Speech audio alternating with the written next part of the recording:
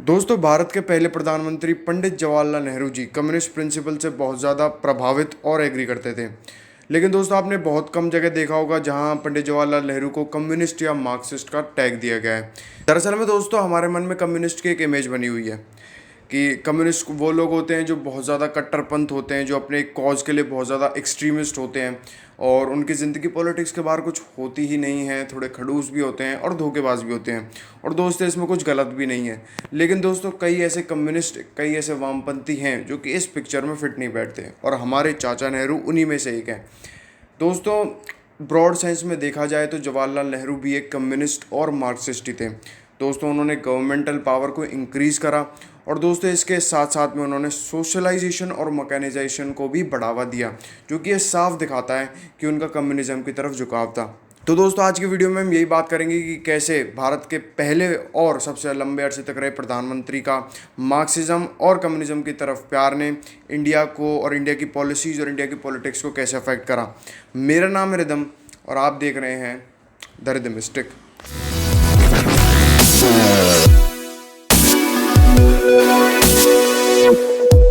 दोस्तों, नेहरू जी का ये मार्क्सिज्म और कम्युनिज्म की तरफ प्यार उनकी पॉलिसीज़ और उनके स्टैंड पर भी साफ नज़र आता है। दोस्तों, कभी कभार तो उन्होंने अपनी इस आइडियोलॉजिकल फैंटेसी यानी कि कम्युनिज्म को देश हित से भी ऊपर रखा। दोस्तों, इसका साफ एग्जाम्पल पता पड़ता है सोवियत यूनियन से। दोस्तों, सोवियत यूनियन जो कि एक टोटलिटेरियन कम्युनिस्ट कंट्री थी, उसने हमेशा से ही इंडिया को एक अपमानजनक और अपमान के तरीके से ही ट्रीट किया है। दोस्तों, जहां आज़ादी से पहले जवाहरलाल नेहरू ने सोवियत यूनियन के रिप्रेजेंटेटिव की हमेशा ही चापलूसी करी है, चूँकि वो कम्युनिस्ट थे ऑब्वियसली, तो उसके बावजूद भी यूएसएसआर ने हमेशा से ही इंडिया की तरफ एक कड़ा रुख अपनाया। इसलिए जब पहली बार यूएसएसआर में भारतीय दूतावास खोला गया और पंडित जवाहरलाल नेहरू की बहन विजयलक्ष्मी पंडित को वहाँ राजदूत बनाकर भेजा गया, तो दोस्तों वहाँ की सरकार यूएसएसआर ने इतना तक नहीं समझा कि एम्बेसी में फर्नीचर तक भिजवा दें। दोस्तों, विजयलक्ष्मी पंडित ने इस संदर्भ में बार बार रिक्वेस्ट की कि उनकी बात प्रेसिडेंट स्टालिन से हो ताकि वो फर्नीचर की मांग कर सकें। उसको भी खारिज कर दिया गया। दोस्तों, अल्टीमेटली भारत को खुद से ही स्वीडन से फर्नीचर खरीद के मॉस्को की एम्बेसी में भिजवाना पड़ा। और दोस्तों, जब इतना भारी खर्चा हुआ और इसकी बात भारत पता लगी, तो ये वाला मुद्दा भारतीय पार्लियामेंट में उठाया गया। तो भारत के प्रधानमंत्री महान Nehru ji communist government, Soviet की कम्युनिस्ट गवर्नमेंट की कदर इस तरह बचाव में खड़े हुए कि लाल झंडा भी शर्मा जाता। दोस्तों, उन्होंने बचाव में ये कहा कि सोवियत के लोग अभी डैम्स, रिजर्वॉयर्स, फैक्ट्रीज बनाने में बिजी हैं। उनको इस छोटी चीज़ पे ध्यान नहीं गया और ना ही वो इस छोटी चीज़ में अपना पैसा खर्च करना ज़रूरी समझते हैं। मॉस्को में फ़र्नीचर थोड़ा महंगा था, इसलिए हमें स्वीडन से वहाँ फ़र्नीचर भिजवाना पड़ा। तो दोस्तों, इस तरह कुछ हमारे प्रधानमंत्री पंडित जवाहरलाल नेहरू ने स्टालिन के कैलकुलेटेड इंसल्ट, इंडिया की तरफ एक कैलकुलेटेड इंसल्ट को किस तरह जस्टिफाई किया, और ये दोस्तों इनके कम्युनिज्म के प्रेम को बहुत अच्छी तरह दर्शाता है। दोस्तों, जो लोग नेहरू जी को लवर ऑफ डेमोक्रेसी, लोकतंत्र प्रिय मानते हैं, शायद उनको ये बात सुनकर अच्छा ना लगे, लेकिन दोस्तों यही सच्चाई है। दोस्तों, नेहरू जी स्टालिन के बहुत बड़े प्रशंसक और उनको पसंद करते थे। जी हाँ दोस्तों, अगर आपको नहीं पता जोसेफ स्टालिन कौन है तो मैं बता देता हूँ। ये जोसेफ स्टालिन वही रशियन डिक्टेटर हैं जो कि रशिया में लाखों लोगों के कत्ल का जिम्मेदार हैं। और दोस्तों, इतना ही नहीं, नेहरू जी ने 1953 में जोसेफ स्टालिन की मौत पर पार्लियामेंट में एक रेजोल्यूशन पास किया उनके शोक में। और दोस्तों, उस शोक रेजोल्यूशन में उन्होंने जोसेफ स्टालिन को पता ही नहीं कितनी उपाधियाँ दी। शांति का दूत, लाखों लोगों का मर्डरर, शांति का दूत। और दोस्तों, उन्होंने तो यहाँ तक कि आज की इंडिया की जनरेशन्स का आदमी कह दिया, जो इंडिया की आज की जनरेशन है उसका आदमी बता दिया जोसेफ स्टालिन को। दोस्तों, ये वही जोसेफ स्टालिन है जिसको ह्यूमैनिटी की हिस्ट्री में हिटलर के बराबर ही देखा जाता है। और दोस्तों, हिटलर से कम इसने बर्बरता करी भी नहीं थी।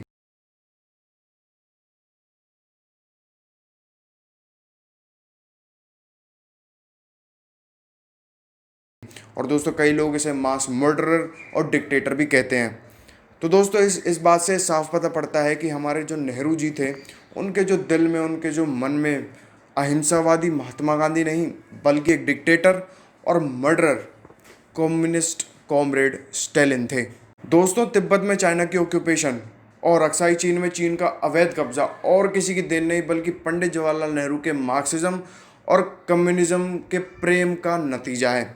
दरअसल में दोस्तों, चाइना में जब कम्युनिस्ट की सरकार आई थी 1950 में, तो हमारे उस समय के उप प्रधानमंत्री सरदार वल्लभ भाई पटेल ने इस बात का अंदाज़ा लगा लिया था कि शायद इसके बाद चाइना जो है वो एक्सपेंशनिज्म की पॉलिसी अपनाएगा, और दोस्तों वही हुआ। और दोस्तों इस संदर्भ में सरदार पटेल ने जवाहरलाल नेहरू को पत्र लिख के भी ये बताया था और चाइना की तरफ कड़ा रुख अपनाने को कहा था। लेकिन जवाहरलाल नेहरू ने तो इन सब बातों को ठुकरा दिया और हिंदी चीनी भाई भाई का नारा दिया। असल में दिल में तो लाल सलाम कॉमरेड ही था। लेकिन दोस्तों, चाइना ने भी दुर्योधन वाला भाई बनकर पीछे छुरा घोंप दिया और अक्साई चीन पर कब्जा कर कर भारत को उसी की ज़मीन से पीछे धकेल दिया। पहले कश्मीर, फिर अक्साई चीन। दोस्तों, अगर पंडित जी अपने कम्युनिस्ट और मार्क्सिस्ट प्रेम को साइड में रखकर सरदार वल्लभ भाई पटेल की बात सुन के देश हित को ऊपर रखते, तो शायद आज भारत की कंडीशंस कुछ और होती और अक्साई चीन हमारा होता। लेकिन नहीं, नेहरू जी तो सरदार वल्लभ भाई पटेल की वजह से कांग्रेस तक छोड़ने वाले थे, और वजह एक ही थी, कम्युनिस्ट की तरफ झुकाव।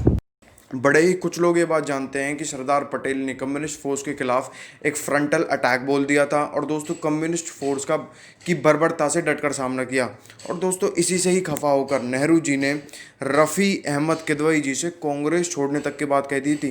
दोस्तों, नेहरू जी उस व्यक्ति के लिए कांग्रेस छोड़ रहे थे जो कि आज इस मॉडर्न इंडिया, इस इंडिया की एक यूनिटी का एक बहुत बड़ा हिस्सा था। तो जहाँ कुछ लोग नेहरू जी और लेडी माउंटबेटन के बीच में के रिलेशनशिप्स में चीप कमेंट्स करते हैं इंटरनेट पे, ज़्यादातर ये हिंदुत्ववादी लोग होते हैं। लेकिन दोस्तों कुछ इनके रिलेशन, चीप रिलेशंस के बियॉन्ड भी एक एनालिसिस है, वो है इनकी आइडियोलॉजीज़ की। दोस्तों, जहाँ मैंने बताया कि नेहरू जी भी एक कम्युनिस्ट फेवरेबल और कम्युनिस्ट ही थे एक तरीके से, वहीं लेडी माउंटबेटन का इंटरेस्ट भी कम्युनिज्म और मार्क्सिज्म की तरफ था। और दोस्तों इन्हीं दोनों के रिलेशनशिप्स और नज़दीकियों ने आज इंडिया को एक ऐसे मोड़ पर खड़ा कर दिया है जहाँ टुकड़े टुकड़े गैंग, हिंदू हेट्रेड भरा पड़ा है आज़ादी के 70 साल भी। दोस्तों, अब सवाल ये आता है कि अगर पंडित जवाहरलाल नेहरू एक कम्युनिस्ट ही थे, तो उन्होंने देश के जितने भी रिलीजन है, हिंदुज़म है और इसके कल्चर को क्यों नहीं उखाड़ फेंका, बल्कि इसकी इज्जत करी। दोस्तों, मैं आपके लिए बता दूं कि पंडित जवाहरलाल नेहरू से ज़्यादा समर्थक और ज़्यादा इन्फ्लुएंस इंडियन पॉलिटिक्स और इंडिया की जनता में महात्मा गांधी का था। और दोस्तों, अगर पंडित जवाहरलाल नेहरू एक्सट्रीम तरीके से ये चीज़ करने की कोशिश करते, अपने एक्सट्रीम कम्युनिस्ट प्रिंसिपल्स को इंडिया में थोपने की कोशिश करते, तो उनको दोस्तों महात्मा गांधी ऐसे ही उखाड़ फेंकते। तो दोस्तों इसलिए पंडित जवाहरलाल नेहरू ने करा, लेकिन उतनी एक्सट्रीमिस्ट तरीके से इंडियन रिलीजन और कल्चर को उखाड़ फेंकने की कोशिश नहीं करी। उन्होंने धीरे धीरे इसको ऐसे इम्प्लांट किया, और अनफॉर्चुनेटली वो पहले और लंबे अरसे तक रहे प्रधानमंत्री थे, तो धीरे धीरे इस कदर इन्फ्लुएंस करा कि आज भी इंडिया में हिंदू हेट्रेड और इंडिया ब्रेकिंग फोर्स और कल्चरल मार्क्सिस्ट का इन्फ्लुएंस आज भी इंडिया में बहुत ज़्यादा है। तो दोस्तों आज की वीडियो में मैंने बताया कि कैसे हमारे पहले प्रधानमंत्री पंडित जवाहरलाल नेहरू कोई डेमोक्रेसी लवर नहीं थे, बल्कि कम्युनिस्ट और सत्ता के भूखे थे, पावर हंगरी थे। और दोस्तों कैसे वो मार्क्सिस्ट वायरस से पीड़ित थे, और कैसे उनकी ये बीमारी मार्क्सिस्ट वायरस वाली इंडिया को अफेक्ट करती है, इंडिया की पॉलिसीज़ को अफेक्ट करती है।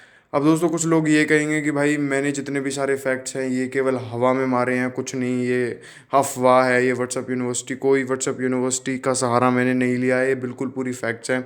अगर आपको ये फैक्ट्स और जानने हैं, पूरी डिटेल्स में जानने हैं, तो आप सीताराम गोयल की बुक जो है genesis and growth of Nehruism, commitment to communism पढ़ सकते हो। उसमें सारी चीज़ें ढंग से मैंशनड हैं। और दोस्तों उन्होंने भी ये बुक शायद बहुत पहले लिखी थी, एग्जैक्ट डेट मुझे याद नहीं है, लेकिन दोस्तों जब ये बुक उन्होंने लिखी तो उन्होंने पूरी नेहरू जी की स्पीचेस की पूरी डिटेल्ड स्टडी की थी, उस समय जिस समय इंटरनेट भी नहीं हुआ करता था। आज तो हमारे पास सब चीज़ें अवेलेबल हैं। और जो और उन्होंने बताया था कि कैसे नेहरू जी का ये कम्युनिस्ट वायरस हमारे इंडिया को अफेक्ट करा, और बहुत ही बुरी तरीके से अफेक्ट करा। और दोस्तों अभी रुको, जाने से पहले, वीडियो बंद करने से पहले मैं इतना आपसे गुजारिश करना चाहूँगा, अगर आपको वीडियो पसंद आती है तो लाइक कर देना, सब्सक्राइब भी कर देना। कोई इसमें नहीं, आपके पैसे नहीं लग रहे हैं, तो लाइक कर दोगे तो बहुत अच्छी बात है। कमेंट करना और बेल आइकन को दबाना मत भूलना, क्योंकि बेल आइकन दबाओगे तो और ऐसी नई नई वीडियोस की आपके नोटिफिकेशंस आ जाएगी। आपको कोई मेहनत करने की ज़रूरत नहीं है। मेरा नाम है रिदम और आप देख रहे हैं दर्द मिस्टिक।